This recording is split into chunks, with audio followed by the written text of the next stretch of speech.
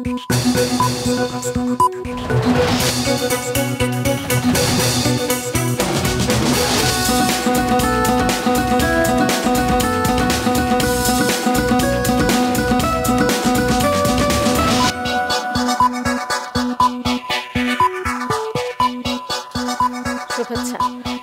দুপুরের মাছরাঙা সংবাদে আপনাদের সঙ্গে আছি কাজী রওশন আরা সাকি। শুরুতেই গার্ডিয়ান লাইফ ইন্স্যুরেন্স সংবাদ শিরোনাম। লুট হওয়া অস্ত্র 7 দিনের মধ্যে থানায় জমা দিতে সরকারের আলটিমেটাম। আওয়ামী লীগের সম্ভাব্য প্রতি বিপ্লবের চেষ্টার বিরুদ্ধে হুঁশিয়ারি। রাষ্ট্র নতুন করে গঠনে ভূমিকা রাখতে চায় শিক্ষার্থীরাও। দেয়ালে দেয়ালে আঁকা গ্রাফিতিতে নতুনভাবে এগিয়ে যাওয়ার প্রত্যয়। রাজধানীতে নিত্যপণ্যের দাম অনেকটা স্থিতিশীল। বাজার তদারকিতে ভোক্তা অধিদপ্তরের 4টি দল। হিলিতে কমেছে পেঁয়াজের দাম। এবারে বিস্তারিত। লুট হওয়া অস্ত্র 7 দিনের মধ্যে থানায় জমা দেওয়ার নির্দেশ দিয়েছেন স্বরাষ্ট্র উপদেষ্টা এম সাখাওয়াত হোসেন। সাম্প্রতিক সহিংসতায় আহত আনসার সদস্যদের দেখতে রাজধানীর সম্মিলিত সামরিক হাসপাতালে গিয়ে এই আলটিমেটাম দেন তিনি। আওয়ামী লীগ নেতাদের উদ্দেশ্য করে তিনি আরও বলেন, আপনারা দলকে সংগঠিত করেন, নির্বাচন হলে অংশ নেবেন, কিন্তু এমন কিছু করবেন না যাতে আপনাদের জীবন বিপন্ন হয়। আওয়ামী লীগ একসময় বাঙালিদের ভরসার জায়গা ছিল উল্লেখ করে তিনি বলেন, ব্যক্তিগত স্বার্থে এত বড় দলকে নষ্ট করার অধিকার নেই। প্রতি বিপ্লবের চেষ্টা করলে পরিণতি ভালো হবে না বলেও হুঁশিয়ারি দেন তিনি। গতকাল গণমাধ্যম বন্ধ করে দেওয়ার সম্পর্কে নিজের একটি মন্তব্য নিয়ে দুঃখ প্রকাশ করে তিনি বলেন, কোনো মিডিয়া বন্ধ করার পক্ষপাতী তিনি নন। গণমাধ্যম বন্ধ করা তার কাজও নয়। পুলিশ কারো ওপর গুলি চালায়নি একথা জানিয়ে তিনি বলেন, পুলিশকে দিয়ে এটি করানো হয়েছে। আগামী 7 দিনের মধ্যে তারা নির্দিষ্ট থানায় জমা দেবেন। যদি জমা না দেন তাহলে দুইটা চার্জ লাগবে। একটা হচ্ছে অবৈধ ওয়েপন, আর একটা হচ্ছে সরকারি নিষিদ্ধ ওয়েপন আপনাদের হাতে। সেটার জন্য আন্তর্জাতিক আদালতও যাওয়া যেতে পারে, যেহেতু কোথা থেকে পেয়েছেন। নিজের অধীনে থাকা 25টি মন্ত্রণালয়ের সচিবদের সাথে বৈঠক করেছেন প্রধান উপদেষ্টা ডক্টর মোহাম্মদ ইউনূস। তার সরকারি বাসভবন যমুনায় সকাল 11টা থেকে শুরু হয় এই বৈঠক। বেলা 1:15টার দিকে বৈঠক শেষ করে বেরিয়ে যান সচিবরা, তবে কেউই গণমাধ্যমের সঙ্গে কোনো কথা বলেননি। এর আগে মন্ত্রিপরিষদ বিভাগ সংশ্লিষ্টরা জানিয়েছিলেন, বৈঠকে একটি কর্মপরিকল্পনা তৈরি হতে পারে, সেভাবেই তাদেরকে নির্দেশনা দেওয়া হয়েছে। গত 5ই আগস্ট আওয়ামী লীগ সরকারের পতনের পর ডক্টর মোহাম্মদ ইউনূসকে প্রধান করে 17 সদস্যের অন্তর্বর্তী সরকার গঠন করা হয়। ডক্টর ইউনূসের অধীনে এই মুহূর্তে 25টি মন্ত্রণালয়ের দায়িত্ব রয়েছে। সাইবার সিকিউরিটি আইনের সমালোচিত ধারাগুলো পুনর্বিবেচনা করার কথা জানিয়েছেন ডাক, টেলিযোগাযোগ এবং তথ্য ও যোগাযোগ প্রযুক্তি বিষয়ক উপদেষ্টা নাহিদ ইসলাম। দায়িত্ব নেয়ার পর প্রথমবারের মতো নিজ মন্ত্রণালয়ের তথ্য ও যোগাযোগ প্রযুক্তি বিভাগে অফিস করে একথা জানান তিনি। সকাল 9:30টার পর রাজধানীর আগারগাঁওয়ে আইসিটি টাওয়ারে যান তথ্য প্রযুক্তি উপদেষ্টা। বৈঠকের শুরুতেই শিক্ষার্থীদের আন্দোলনে নিহতদের স্মরণে 1 মিনিট নীরবতা পালন করা হয়। এরপর বিভাগের বিভিন্ন বিষয় নিয়ে আলোচনা শুরু হয়। পরে ব্রিফিংয়ে নাহিদ জানান, ছাত্র জনতার আন্দোলনের সময় ইন্টারনেট বন্ধ ইস্যুতে রিপোর্ট আজই পাওয়া যাবে। এ ঘটনায় যারা জড়িত থাকবেন তাদের বিরুদ্ধে ব্যবস্থা নেওয়া হবে। তরুণদের ব্যাপকভাবে এই মন্ত্রণালয়ে যুক্ত করা হবে বলেও জানান তিনি। আমাদের যেই সাইবার সিকিউরিটি অ্যাক্টটি রয়েছে তার যেই ধারাগুলো নিয়ে সমালোচনা রয়েছে সেই ধারাগুলো নিয়ে আমাদের পুনর্বিবেচনা করতে হবে এবং তরুণদেরকে ব্যাপকভাবে এই মন্ত্রণালয়ের সাথে যুক্ত করতে হবে। সেই জায়গায় একটি দেশে এবং দেশের বাইরে যারা আইটিতে দক্ষ এবং আগ্রহী নতুন ধরনের কাজ করতে, তাদেরকে নিয়ে একটা স্পেশাল টিম গঠনের কথা আমরা ভাবছি এবং সার্বিকভাবে কাঠামোগত সংস্কারের কথা আমরা বলছি সব মন্ত্রণালয়েই যাতে এটা করা হয় এবং দুর্নীতির বিরুদ্ধে আমাদের যে অবস্থান সেক্ষেত্রেও আমরা এখানে কথা বলেছি। নতুন রাষ্ট্র গঠনে ভূমিকা রাখতে চান শিক্ষার্থীরা। মুক্তি ও সম্প্রীতির বার্তা দেওয়ার পাশাপাশি নিয়ম শৃঙ্খলা মেনে চলার আহ্বানও জানাচ্ছেন। দেয়ালে দেয়ালে আঁকা গ্রাফিতিতে সেই চিত্র ফুটিয়ে তুলছেন তারা। নতুন বাংলাদেশে নতুনভাবে এগিয়ে যাওয়ার প্রত্যয় তাদের। Desk report. প্রতিবাদ, প্রতিরোধ ও বিজয়ের কাব্যগাথা নিয়ে রোববার লক্ষ্মীপুরে বিভিন্ন দেয়ালে শিক্ষার্থীরা এঁকেছেন বিভিন্ন শিল্পকর্ম। তাদের এমন শিল্পকর্ম নজর কেড়েছে পথচারীদের। এছাড়াও পুলিশ সদস্যরা কাজে যোগ না দেওয়ায় সড়ক মহাসড়কে ট্রাফিকের দায়িত্ব পালন করে গেছেন তারা। হিন্দু, মুসলিম, বৌদ্ধ, খ্রিস্টান সব বাঙালি আমরা, তো ওই কনসেপ্টে আমাদের বেশ কয়েকটি গ্রাফিতি করা হয়েছে। আমাদের অনেক ভাই, অনেক বোন শহীদ হয়েছে, তাদের স্মৃতিচরণে আমরা দেয়ালিকাটা করেছি। সিরাজগঞ্জে ছাত্রছাত্রীরা শহর পরিষ্কার করার পাশাপাশি বিভিন্ন দেয়ালে গ্রাফিতি আঁকছেন। একই সাথে ট্রাফিক পুলিশের ভূমিকায় যানজট নিরসনেও অবদান রেখেছেন তারা। জানান, দেশ গড়ার কাজে তাদের এই সংগ্রাম অব্যাহত থাকবে। 24 যে জুলাইটা আছে সেটাকে স্মরণ রাখার জন্যই আমরা এই চিত্রকর্মগুলো করছি ওয়ালে। আইন সঠিকভাবে প্রত্যেকটি পর্যায়ে প্রণয়ন করা যায় এবং সেটি যদি সঠিক বাস্তবায়ন থাকে এবং আইনের রক্ষক যদি ভক্ষক না হয়, তাহলে আমাদের জাতি তারা অবশ্যই সভ্য হবে। মাগুরায় বিভিন্ন বিদ্যালয়ের শিক্ষার্থী ও স্কাউট সদস্যরা সড়কে শৃঙ্খলা ফেরাতে ও ট্রাফিক ব্যবস্থা নিয়ন্ত্রণে নিরলসভাবে কাজ করেছেন। এছাড়াও শহরের বিভিন্ন দেয়ালে লেখা ও ছবি আঁকার মাধ্যমে গণ অভ্যুত্থানে নিহতদের আত্ম উৎসর্গের চিত্র তুলে ধরছেন অনেকে। আজকে আমাদের একটা কর্মসূচি ছিল, সেটা হচ্ছে এই রঙিন রং তুলির মাধ্যমে পুরো একটা শহরকে সুন্দরভাবে সংস্কার করা। দেশের এই সংকটময় পরিস্থিতিতে বিবেচনা করে আমরা স্টুডেন্টরা দেখলাম যে আমাদের আসলে নিজেদের দায়িত্বগুলো নিজেদেরকে বুঝে নিতে হবে। আমরা সবাই চাই আমাদের পুরো বাংলাদেশকে নতুন করে সংস্কার করতে। ব্রাহ্মণবাড়িয়ায় বিজ্ঞাপন ও পোস্টারে ছেয়ে যাওয়া দেয়ালে এখন তরুণ সমাজ আঁকছে গ্রাফিতি। দেয়ালে দেয়ালে দ্রোহ, মুক্তি আর সম্প্রীতির বারতা। কোটা আন্দোলনে নিহত হওয়া ব্রাহ্মণবাড়িয়ার সন্তান মুগ্ধকে নিয়েও আঁকা হয়েছে একাধিক চিত্রকর্ম।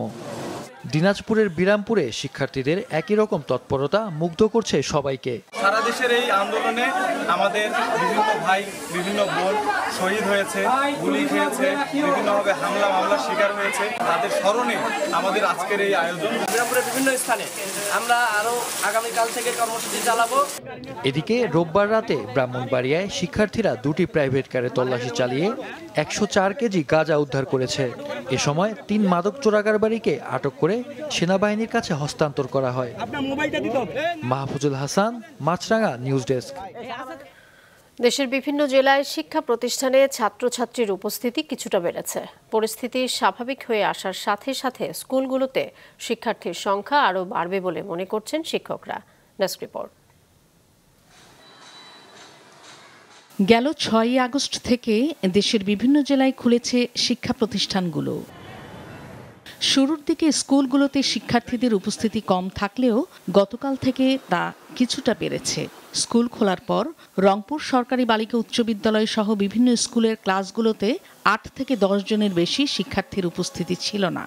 গতকাল থেকে উপস্থিতির হার 50 ভাগে উঠেছে। খাগড়াছড়ির বিভিন্ন স্কুলে আজ আরও বেড়েছে। একই চিত্র দেশের অন্যান্য জেলার স্কুলগুলোতেও।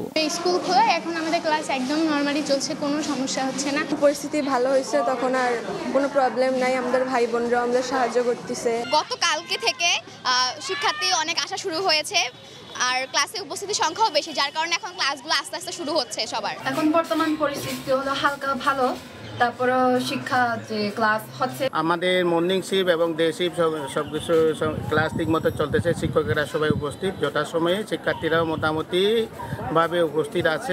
এদিকে দেশের পরিস্থিতি পুরোপুরি স্বাভাবিক না হওয়া পর্যন্ত সন্তানদের স্কুলে পাঠানো নিরাপদ মনে করছেন না অনেক অভিভাবক। অবস্থা তো সেরকম ছিল না, নিয়ে আসার মতো পরিবেশ ছিল না। তারপরে এখন নিয়ে আসছি, তাও একটু ভয়। এখনো পর্যন্ত পরিস্থিতি আমার কাছে শান্ত মনে হচ্ছে না। মিছিল মিটিং এখনো শহরে হচ্ছে, তো রাস্তা দিয়ে চলাচল করা আমি আমার সন্তানকে পাঠানোর জন্য নিরাপদ মনে করছি না। মনে করেন দুশ্চিন্তা মনে হয় কোনো দুর্ঘটনা হয়নি, এর জন্য আসা বাচ্চাকে নিয়ে স্কুলে। পরিস্থিতি স্বাভাবিক হওয়ার সাথে সাথে স্কুলগুলোতে শিক্ষার্থীর সংখ্যা আরও বাড়বে বলে মনে করছেন শিক্ষকরা। বৃহস্পতি, বুধবার এবং মঙ্গলবার উপস্থিতি একেবারেই কম ছিল। এখন স্টুডেন্টদের মধ্যে এবং অভিভাবকদের মধ্যে অনেকটা আস্থার সঞ্চার হয়েছে, তারা স্কুলে আসতে আগ্রহী। আমাদের 2 শিফট মিলে 2000-এর বেশি বাচ্চা, তো মর্নিং শিফটে দেখা গেছে কালকে 500 মতো আসছে, আজকে 500 প্লাস। আশা করতেছি হয়তো বা 2-3 দিনের মধ্যে এটা পরিস্থিতি স্বাভাবিক হবে, যেহেতু এটা দেশের মধ্যে অস্থিতিশীল পরিবেশ ছিল, সবাই ভীতিকর অবস্থার মধ্যে আছে, অভিভাবকরাও একটু ভয় পাচ্ছে। ছাত্রছাত্রীদের শিক্ষা নিশ্চিত করতে দ্রুত প্রয়োজনীয় উদ্যোগ নেওয়া জরুরি বলছেন অভিভাবক এবং শিক্ষকরা। নাদিয়া আফরিন, মাছরাঙা নিউজ ডেস্ক। এর মধ্যে নিজ নিজ কর্মক্ষেত্রে যোগ দিতে সরকারের নির্দেশনার পর থানাগুলোর পাশাপাশি কাজে যোগ দিচ্ছেন ট্রাফিক পুলিশ সদস্যরাও। সকাল থেকে রাজধানীর বিভিন্ন গুরুত্বপূর্ণ সড়ক ও সিগন্যাল পয়েন্টে দেখা গেছে তাদের উপস্থিতি। দায়িত্ব পালন করছেন আগের মতোই, তবে এখনও সড়কে দায়িত্ব পালন করছে শিক্ষার্থী, আনসার সহ বিভিন্ন স্বেচ্ছাসেবী সংগঠনও। ট্রাফিক পুলিশের পক্ষ থেকে জানানো হয়, সব ভয় ভীতি উপেক্ষা করে আতঙ্ক কাটিয়ে নতুন উদ্যমে জনগণের সেবায় নিয়োজিত হয়েছেন তারা। শিক্ষার্থীরা পাশে থাকলে ট্রাফিক সেবা আরও নির্বিঘ্ন হবে বলেও জানান তারা। আমাদের অবস্থা খুব ভালো। আসলে আমরা নতুনভাবে উজ্জীবিত। আসলে আমরা আজ থেকে আপনি জানেন যে আমাদের গুলশান ট্রাফিক ডিভিশনের অধীনে সবগুলো জায়গায় আমরা কাজ করছি এবং আসলে আমরা মাঠে নেমে খুবই আশাবাদী এবং আমরা আসলে আমাদের খুব ভালো লাগছে, কারণ মানুষ আসলে বলছে যে ট্রাফিক ছাড়া ঢাকা শহর অচল। শিক্ষার্থীরা যেভাবে আমাদেরকে হেল্প করেছে এবং তারা যেভাবে ট্রাফিক নিরসনে কাজ করেছে তাদের সাধ্য অনুযায়ী এটা নিঃসন্দেহে আসলে অনেক প্রশংসাযোগ্য। তারা আসলে অনেক প্রশংসা দাবিদার তাদের কাজগুলো। আমরা চাই যে তারাও আমাদের সঙ্গে থাকুক। দর্শক, সড়কের অবস্থা জানাতে বনানী এলাকা থেকে আমাদের সাথে যোগ দিচ্ছেন স্টাফ রিপোর্টার দাউদ হাসান। আমরা চলে যাচ্ছি দাউদের কাছে। দাউদ, আপনি যে এলাকায় আছেন ওই এলাকার অবস্থা জানতে চাই এবং একই সঙ্গে জানাবেন কতগুলো জায়গায় কাজে ফিরেছেন ট্রাফিক পুলিশ।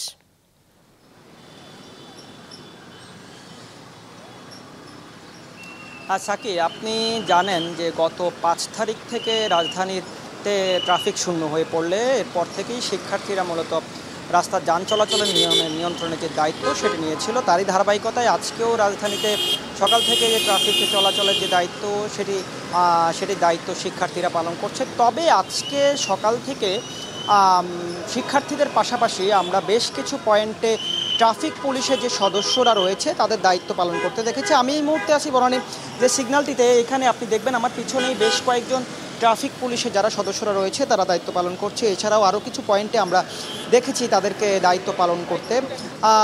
শুধুমাত্র ট্রাফিক পুলিশ এবং শিক্ষার্থীর নয়, গত কয়েকদিন থেকে শিক্ষার্থীদের পাশাপাশি বিভিন্ন সংগঠন, বিএনসিসি, স্কাউট থেকে শুরু করে বেশ কিছু সংগঠন এবং সাধারণ মানুষও কিন্তু শিক্ষার্থীদের সাথে ট্রাফিক নিয়ন্ত্রণের দায়িত্ব পালন করতে দেখেছি আমরা। গতকালকে মূলত ট্রাফিক পুলিশের সদস্যরা কয়েক ঘন্টার জন্য রাস্তায় নেমেছিল দায়িত্ব পালনের জন্য, তবে সেটি ছিল সিভিলে এবং তারা বোঝার চেষ্টা করেছিল আসলে পরিস্থিতি কেমন। সেটি বোঝার পরেই তারা গতকালকেই বলেছিল যে আজকে থেকে রাজধানীতে তারা ট্রাফিকের যে দায়িত্ব, যান চলাচলের যে পরিস্থিতি সেটি নিয়ন্ত্রণের জন্য তারা মাঠে নামবে।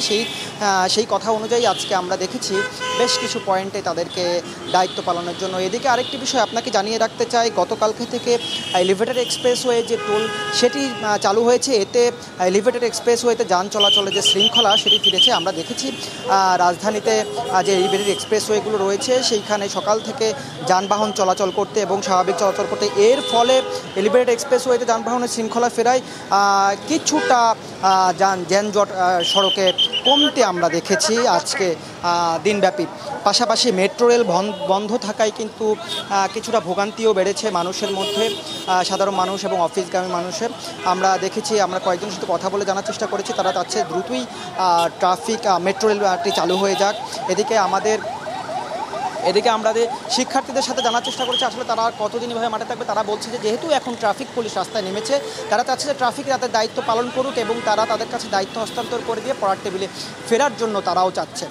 সাকিব, দাউদ, আপনাকে দ্রব্যমূল্য নির্ধারণে বাজার তদারকি অব্যাহত রেখেছে জাতীয় ভোক্তা অধিকার সংরক্ষণ অধিদপ্তর। 4টি টিমে ভাগ হয়ে রাজধানীর বিভিন্ন বাজারে পণ্যের দাম ও মান পর্যবেক্ষণ করছে তারা। তাদের সহযোগিতা করছে বৈষম্য বিরোধী ছাত্র আন্দোলনের কর্মীরা। রাজধানীর কারওয়ান বাজারে ভোক্তা অধিকারের ঢাকা জেলা কার্যালয়ের সহকারী পরিচালক মোহাম্মদ আব্দুল জব্বার মণ্ডলের নেতৃত্বে একটি টিম আসে দুপুর 12টার দিকে। এ সময় বিভিন্ন অনিয়মের অভিযোগে কয়েক দোকানিকে জরিমানা করেন তিনি। এদিকে স্বস্তি ফিরেছে সবজির বাজারে। বেশিরভাগ সবজির দাম আগের তুলনায় অনেকটাই কমেছে ব্রয়লার মুরগির দামও। এছাড়া আলু, পেঁয়াজ, আদা, রসুনের দাম আশানুরূপ না কমলেও স্থিতিশীল অবস্থায় রয়েছে। সকাল থেকেই বিভিন্ন গ্রুপে ভাগ হয়ে ছাত্ররা বিভিন্ন বাজারে মনিটরিং কার্যক্রম পরিচালনা করছে, আমাদের সাথে তারা যুক্ত হচ্ছে এবং বিভিন্ন তথ্য দিয়ে সহযোগিতা করছে। এবং ব্যবসায়ীরা বলছেন যে যেহেতু পথে পথে যে টাকা পয়সা তাদের হিডেন কস্টগুলো ছিল, যেগুলো আমাদের মহাপরিচালক মহোদয় বই থাকেন, সেই হিডেন কস্টটা দেওয়া লাগছে না, ফলে দাম তুলনামূলক একটু কমেছে এবং এটি অব্যাহত থাকবে। বাজার পরিস্থিতি জানাতে রাজধানীর কারওয়ান বাজার থেকে যোগ দিচ্ছেন সিনিয়র রিপোর্টার মমিতা জান্নাত। আমরা চলে যাব মমিতার কাছে। মমিতা, গতকাল বাজারে পণ্যমূল্য নিয়ন্ত্রণে আনতে আলটিমেটাম এসেছে, আজ কি অবস্থা?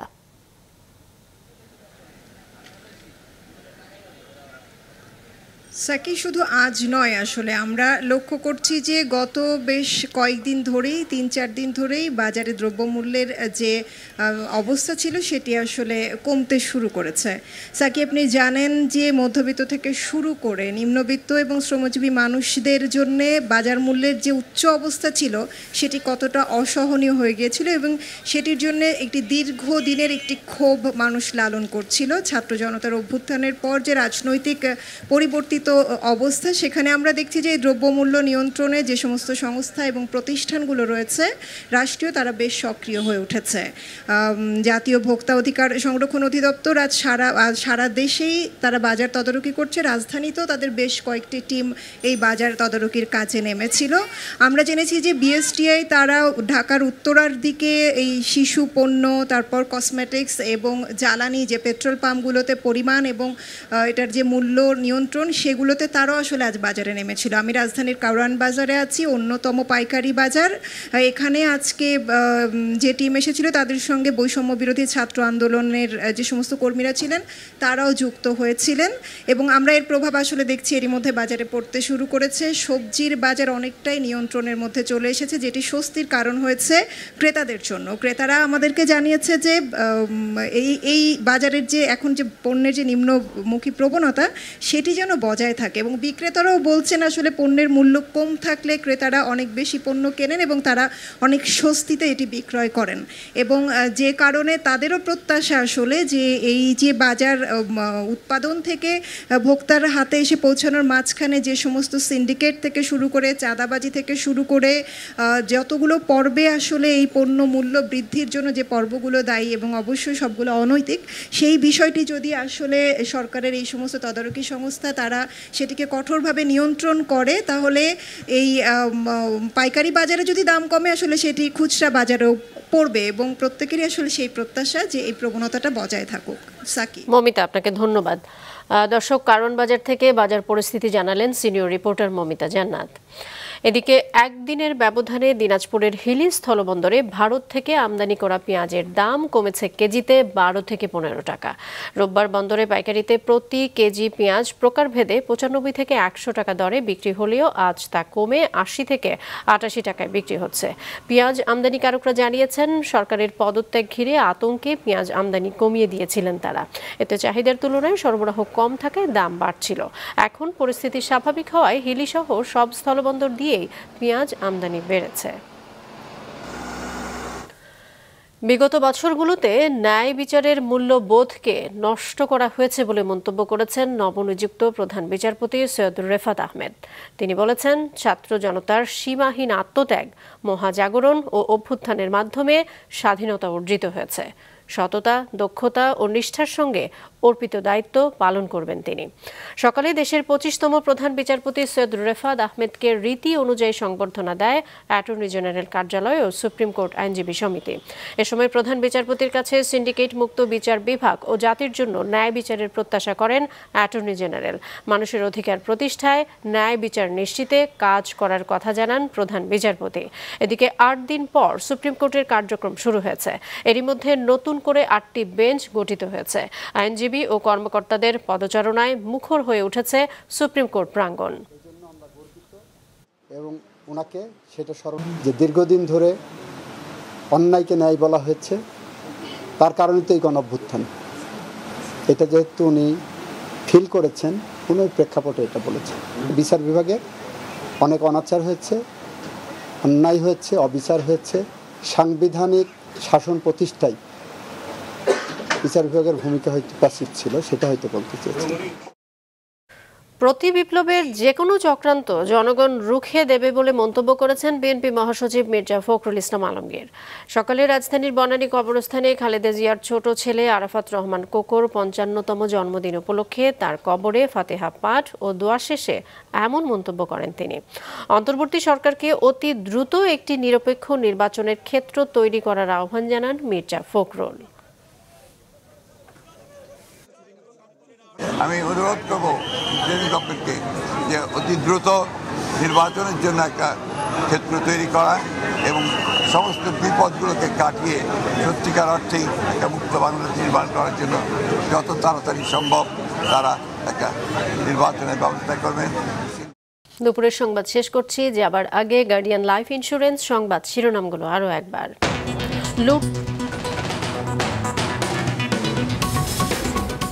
লুট হওয়া অস্ত্র 7 দিনের মধ্যে থানায় জমা দিতে সরকারের আলটিমেটাম, আওয়ামী লীগের সম্ভাব্য প্রতি বিপ্লবের চেষ্টার বিরুদ্ধে হুঁশিয়ারি।